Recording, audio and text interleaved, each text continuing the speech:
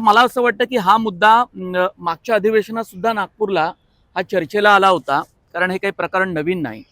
आणि नंतरच्या काळामध्ये आता सुद्धा पर्यावरण मंत्री पंकजा मुंडे यांनी सुद्धा एक निवेदन त्या संदर्भातलं दिलं होतं. पण आणि उद्योग मंत्री उदय सामंत यांची नेमकी या संदर्भातली भूमिका काय? त्या जिल्ह्यातले ते पालकमंत्री आहेत.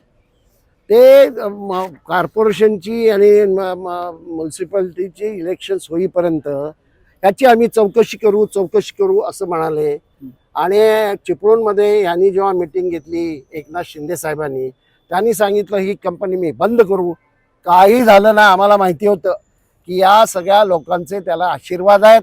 मेले तर कोण लोक मरणार, ते मरणार नाहीत.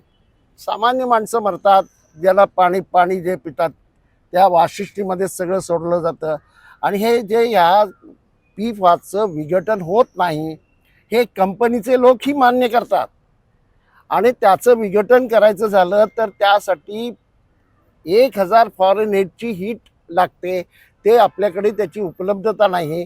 आपल्याकडे फार तर 400-500 पर्यंत असते, त्याने ते पूर्ण जात नाही. पाण्याची वाफ होते, परंतु मटेरियल तसंच राहतं. तेच नंतर काय त्याचं करतात ते काय सांगत नाही. मी कंपनीला पत्र लिहिलेलं आहे, कंपनीच्या ह्याला चेअरमनला लिहिलं आहे, त्यांच्या MDला लिहिलं आहे, त्यांच्या CEOला लिहिलं आहे. आणि मी काही माहिती मागवलेली आहे, त्याला त्यांनी साधं उत्तरही दिलेलं नाही साधारण. आणि हा एक भाग आहे. आणि दुसरा भाग असा आहे की तिथे संबंध सगळ्या ज्या केमिकल फॅक्टऱ्या आलेल्या आहेत त्यांनी उच्छाद मांडलेला आहे. एक 4 दिवसाच्या अगोदर एका फॅक्टरीमध्ये 5 माणसं स्फोट झाला आणि 5 माणसं ही झालेली आहेत, अडचणीत आलेली आहेत व ह्याच्यामध्ये काय ते हॉस्पिटलला आहेत. फार इजा झालेली आहे त्यांना. त्यांचं नेमकं काय झालंय मला माहिती नाही. बरं. आणि हे नेहमीच होतं, दर वर्षाला काही ना काही ती माणसं कामगार मरतात, आसपासचे लोक मरतात, गुरं मरतात. मी एका गावात गेलेलो होतो, त्यांनी सांगितलं आमच्याकडच्या 4 गायी मेल्या. आता गाय ही आपली माता आहे ना, ती सुद्धा हे लोक मारतात. अशी स्थिती आहे. आंबा होत नाही, आंब्याची बागायच्या सगळ्या संबंध बागा उजेड पडलेल्या आहेत.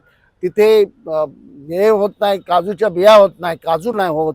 त्यानंतर तुमचं नारळ नाही होत, कसलंही पीक आता येत नाही, भाजीपाला होत नाही, शेती होत नाही, सगळं उद्ध्वस्त झालेलं आहे. आणि मुख्य म्हणजे तिथे राहणं अतिशय कठीण झालेलं आहे.